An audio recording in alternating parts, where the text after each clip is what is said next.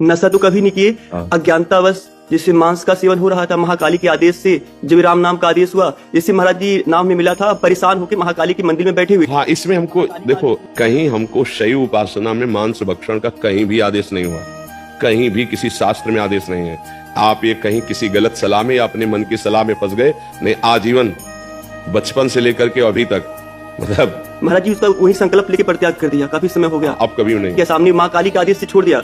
अब कभी महाकाली के आदेश से हमने ऐसा किया, इससे अनुभव हुआ परेशानियों से। माँ ने बोला 4 लाख का ऐसा अनुभव हुआ कि 4 लाख राम नाम का जाप करो। हमको बस इतना केवल कहना है कि हमारी वो माँ ही नहीं हो सकती जो हमारे भाइयों की हत्या पसंद करती है। अगर वो हमारी जगदम्बा है तो हमारा ही भाई वो है, और अगर बकरा की बलि लेकर अम्मा प्रसन्न होती तो मुझे लगता है वो अम्मा नहीं है।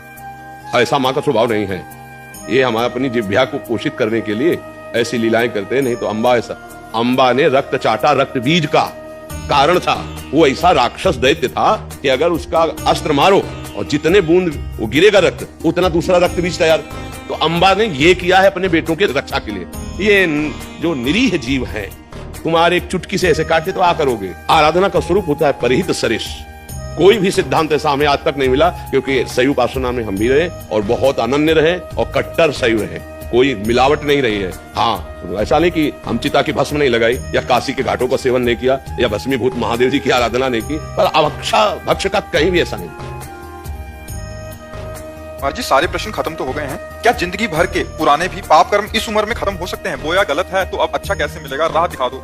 एक दिया सलाई लगा तो पूरी फसल भस्म हो जाएगी ना।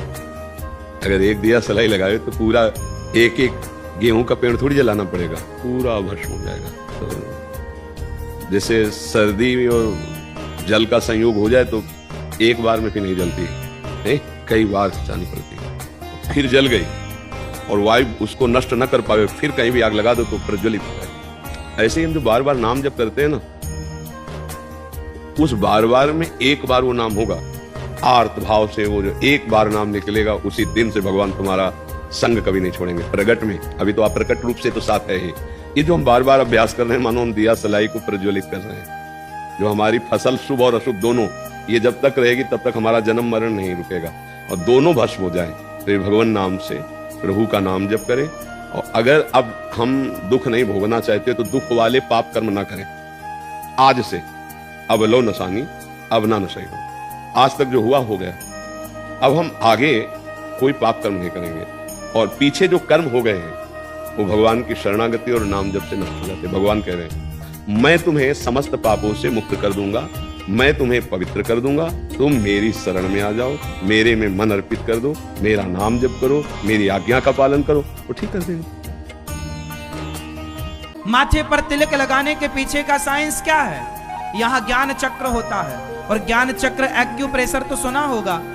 एक्यूप्रेशर से बड़ी बड़ी बीमारियां ठीक होती हैं। यहाँ पर जब हम तिलक लगाते हैं तो अपनी उंगली से प्रेस करते हैं, दबाते हैं, और इससे क्या होता है? एक्यूप्रेशर के द्वारा हमारी बुद्धि, मस्तिष्क विकसित होता है।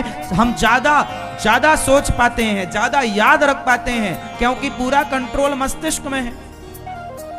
तिलक लगाने से बुद्धि तीव्र होती है, इसलिए साधु संत तिलक लगाते हैं। इसलिए साधु संतों की बुद्धि आम लोगों की अपेक्षा ज्यादा तेज होती है।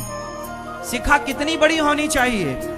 शिखा गौ माता के खुर के बराबर होनी चाहिए। गौ माता का खुर कितना बड़ा होता? इतना बड़ा होता। इतनी बड़ी शिखा होनी चाहिए।